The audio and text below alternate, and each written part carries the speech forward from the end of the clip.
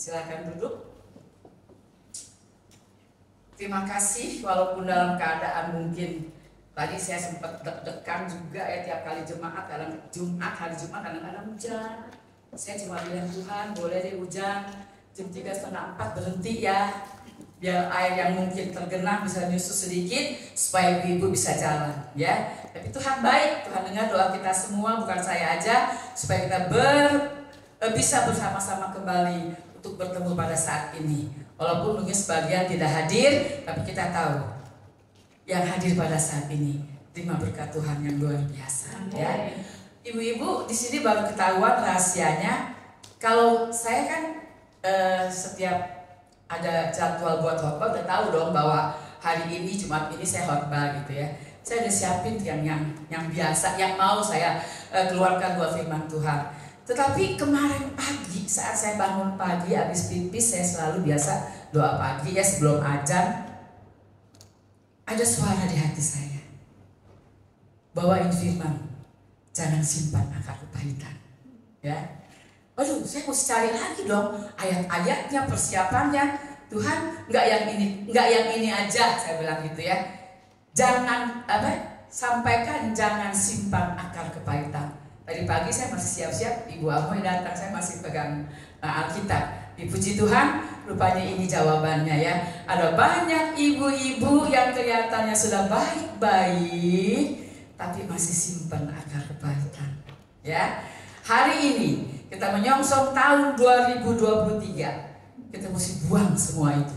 Ya, jangan ada lagi akar kepahitan, kebencian, kemarahan, fitnah, iri hati. Itu semua kita lalukan dari kehidupan kita. Kalau kita mau mendapat sukacita yang luar biasa, berkat Allah melimpah dalam hidup kita, bukan hanya berkat jasmani kita, bukan saja berkat berupa uang, tapi kehidupan sehat buat kita. Kalau yang nyimpan sakit hati, nyimpan kepahitan, itu ada aja gangguannya, ya. Karena udah sakit hati, dongkol dari sakit kepala lah, sakit perut lah, sakit segala banyak, karena akarnya adalah akar pahit. Yuk kita buka ya. Di dalam Ibrani pasal yang ke-12 ayat yang ke-14 dan ke-15. Saya akan bacakan.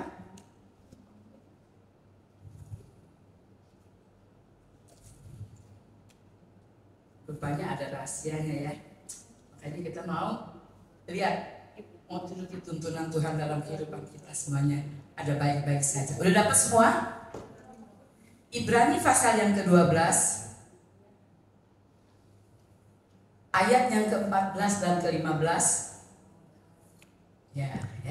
Ibrani pasal yang ke-12 ada di depan, udah ditayangin. Ayat yang ke-14 dan 15, demikian firman Tuhan. Berusahalah hidup damai dengan semua orang dan kejarlah kekudusan, sebab tanpa kekudusan tidak seorang pun akan melihat Tuhan.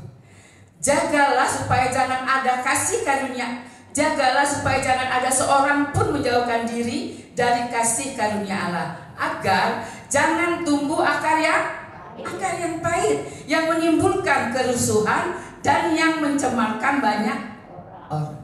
Ya, itu firman Tuhan luar biasa. Saya juga bilang di Tuhan, kalau Tuhan suruh bawa ini, memang nggak kedengeran di suara audible, hati ini terus bawakan jangan ada akar pahit. Ayatnya kan lupa adanya. Tuhan, saya percaya tuntunan Roh Kudus yang membawa saya untuk bisa membawakan firman ini kepada ibu-ibu yang saya kasihi. Amin. Di sini dipesankan ya, ayat yang pertama adalah ayat yang ke-15. Berjagalah supaya jangan ada seorang pun yang menjauhkan diri dari kasih karunia Allah. Apa artinya? Jadi setiap kita dituntut wajib untuk tidak menjauhkan diri dari kasih karunia Tuhan. Caranya gimana? Kita harus banyak berdoa, banyak mengintrospeksi diri, banyak gali diri sendiri. Kenapa ini bisa terjadi dalam hidup saya, Tuhan? Kalau orang-orang teman-teman saya kok kelihatannya bahagia banget ya. Kelihatannya aduh asik banget, kenapa saya enggak? Padahal saya udah melayani, saya rajin berdoa, saya rajin memberi mungkin dengan berkat saya. Tapi kenapa ini terjadi di diri saya? Karena kita kurang banyak berdoa, kurang banyak mendekatkan diri kepada Tuhan, sehingga godaan-godaan si syaitan iblis itu masuk dalam kehidupan kita, ya, masuk dalam kehidupan kita. Jadi ada aja tuh omongan-omongannya kecil jadi gede, yang gede jadi meledak, ya. Makanya kita harus tetap berjaga-jaga di dalam Tuhan supaya kita jangan sampai kehilangan kasih karunia Tuhan. Kalau kita menjauhkan diri dari kasih karunia Allah, kita pasti ada timbul banyak-banyak hal-hal yang kita tidak inginkan, apalagi Tuhan. Oleh sebab itu mari ibu-ibu, kita mendekat selalu kepada Tuhan, ya, mendekat selalu kepada Tuhan. Karena kita hidup adalah di dalam genggaman tangan Allah yang sangat kuat. Supaya apa? Ayat yang selanjutnya, agar jangan tumbuh akar yang pahit, yang menimbulkan kerusuhan dan yang mencemarkan banyak orang. Kalau ada akar kepahitan dikit aja, itu pasti nimbulin kerusuhan nggak ibu-ibu? Nggak usah jauh deh sama suami istri, ya. Ada juga seorang istri baru aja berbicara sama saya begini dan begitu. Saya cuma bilang, kalau memang begitu caranya, coba deh kita yang lebih muda kita minta maaf, ya. Itu baru tadi pagi bisa pas banget gitu, pas banget. Saya percaya kalau firman Tuhan saat ini menegur kita untuk menyongsong hari-hari tahun yang akan datang, supaya tahun yang akan datang kita sambut dengan hati yang penuh sukacita, buang jauh segala macam apapun yang nempel di diri kita. Sekecil apapun duri kepahitan dalam hidup kita tidak akan bawa berkat buat hidup kita. Ada yang kesel, dongkol, keki, gondok. Kita misalkan sebelah masih A, si A ngomong, udah gak benar, padahal mungkin orang itu benar. Tapi karena udah timbul sebel, udah gak benar aja. Makanya mulai buang saat ini.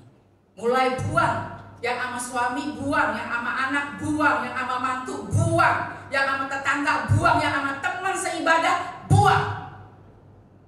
Supaya berkat kita di tahun mendatang luar biasa. Amin ibu-ibu. Yang kekurangan diberikan kecukupan, yang banyak penyakit diberikan kesehatan, yang terikat dalam segala belenggu apapun dilepaskan oleh Tuhan. Yang kayaknya artinya ini apa sih, keganjel aja, Tuhan angkat, Tuhan berikan kemerdekaan buat kita. Itu yang pertama, ayat yang ke-15. Yang kedua kita baca di Efesus pasal yang keempat ayat 29.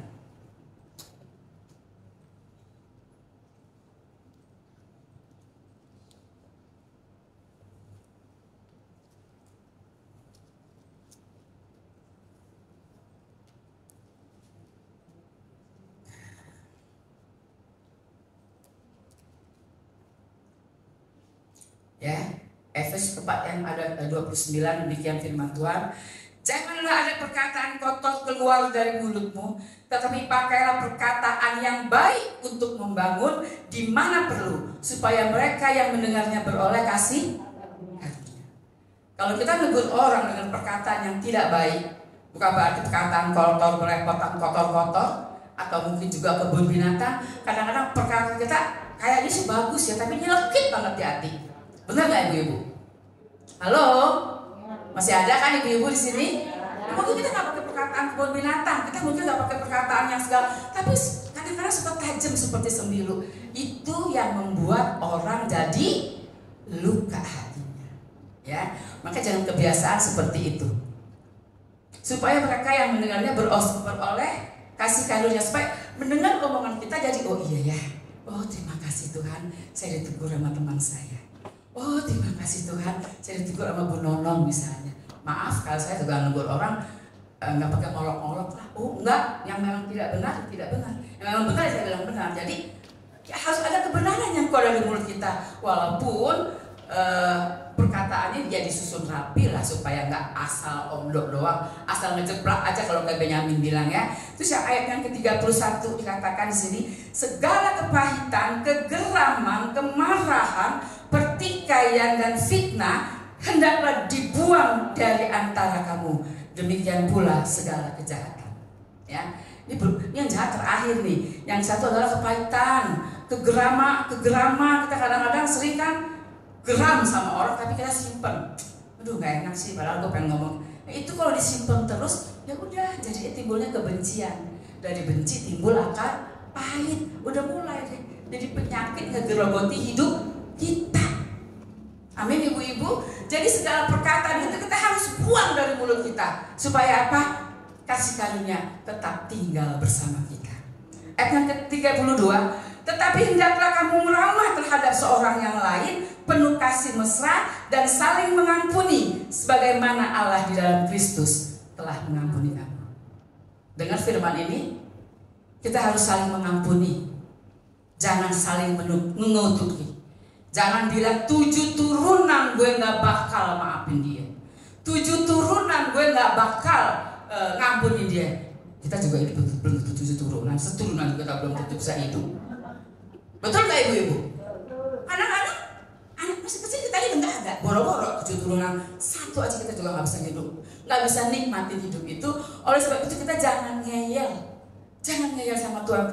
Dengar firman Tuhan baik-baik. Hendaklah kamu ramah terhadap seorang yang lain, penuh kasih mesra dan saling mengampuni. Apalagi sama suami. Halo, sama suami teman sepat tidur kita. Begitu kita berbalik udah muka sama muka, terus musuhan, ngadepin lagi belakang. Ya, sering terjadi itu, sering terjadi ya.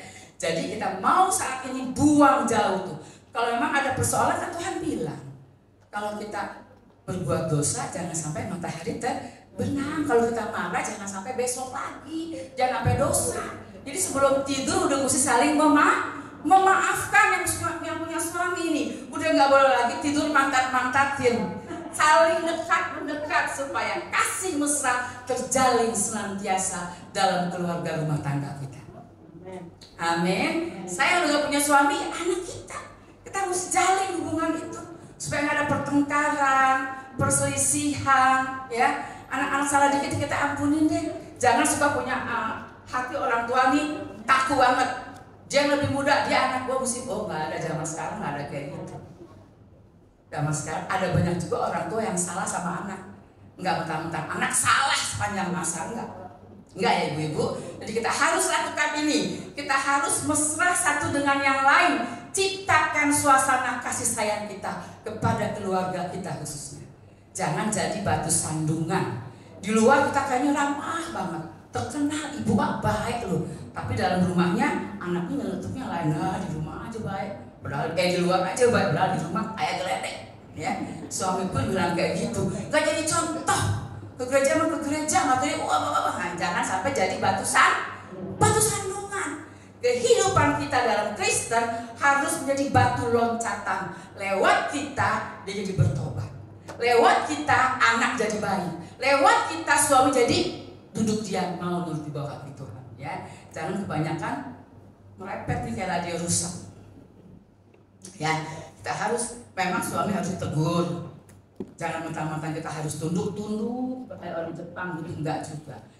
Kalau memang dia salah, tegur secara kasih penuh kasih mesra, kasih sayang, supaya tercipta bahwa kasih karunia Tuhan ada menyertai kita. Amin ibu-ibu. Itu yang kedua. Yang ketiga, Filipi 4 ayat 8.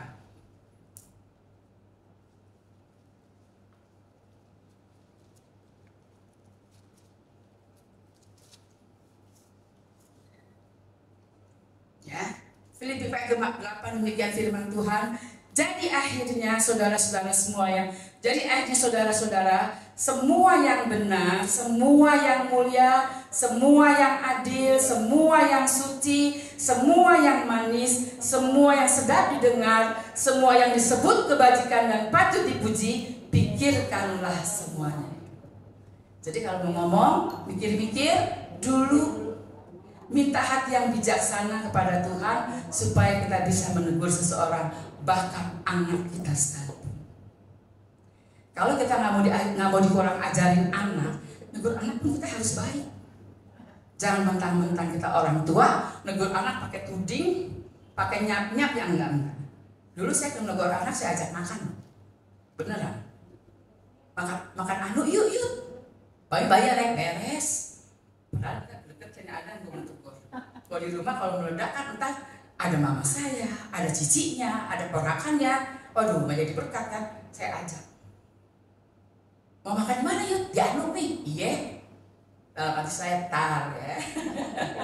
Tar, udah kelar makan segala macam baru saya tegur. Bukan baik-baik, keras juga tapi beraturan. Jangan orang pada ada kesempatan ngomong. Akhirnya yang dia tahu dia nangis. Maafin dia nih. Nah, udah kan jadi beres. Jadi nggak matahari terbenam. Setelah itu enak banget hubungan kita jadinya. Bisa bercanda lagi, nonton TV bareng lagi. Coba kalau saya dendam, kesel, apalagi sama anak, jangan takut. Bukan takut karena kita mentang-mentang orang tua. Jangan takut negur anak supaya dia jadi berubah. Kalau kita tidak pernah tegur anak secara jitu, dia nggak pernah tahu apa kesalahannya. Tinggal kita orang tua yang rugi. Kesel, kayak sebel, mau negur nggak berani. Habis dia ngebiayain gue sih umpamanya gitu kan. Jangan takut. Yang kasih berkat kita adalah Tuhan lewat anak kita. Makanya kita mau anak jadi benar supaya hidupnya diberkati dan bisa memberkati.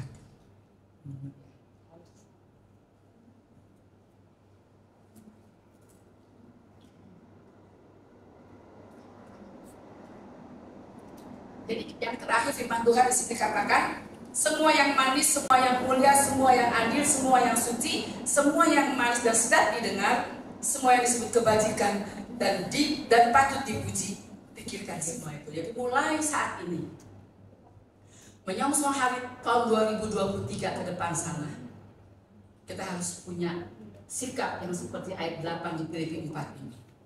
Kalau mau ngomong, pikir dulu. Ya, kalau mau menghakimi orang, kita lihat dulu. Jangan sampai ada hal-hal yang baru tahun baru udah bikin kecewa orang. Baru tahun baru tanggal 31, besokannya udah bikin kesel orang. Jangan ya ibu-ibu, kita mau belajar, kita jangan minta orang lain berubah.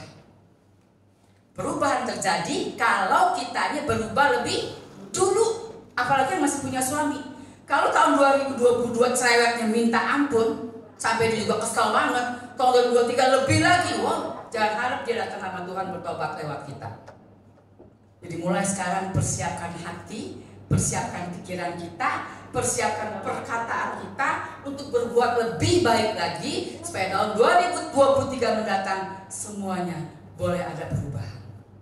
Ingat ya, dari diri sendiri, jangan dari orang, jangan nuntut orang, tuntut diri sendiri.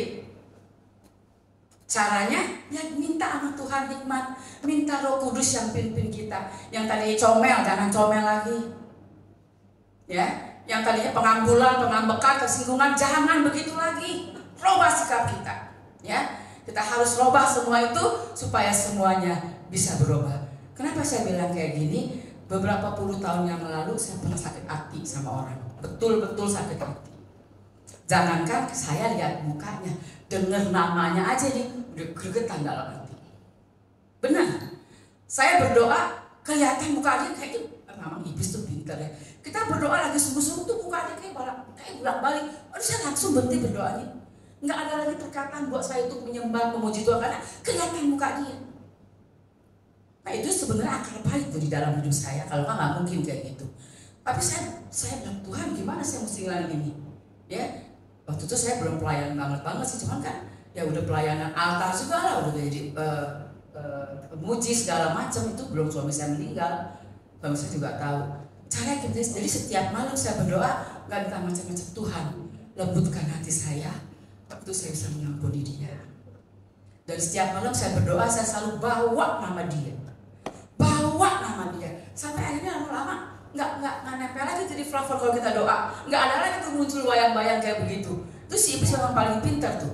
Lalu benci. Jadi menghambat berkat Tuhan yang mau tercurah buat kita. Amin ibu-ibu. Mau nggak tahun 2023 kita nggak ada berkat cuma karena benci. Benci sama seseorang akibatnya jadi satu keluarga tidak diberkati karena kehidupan kita.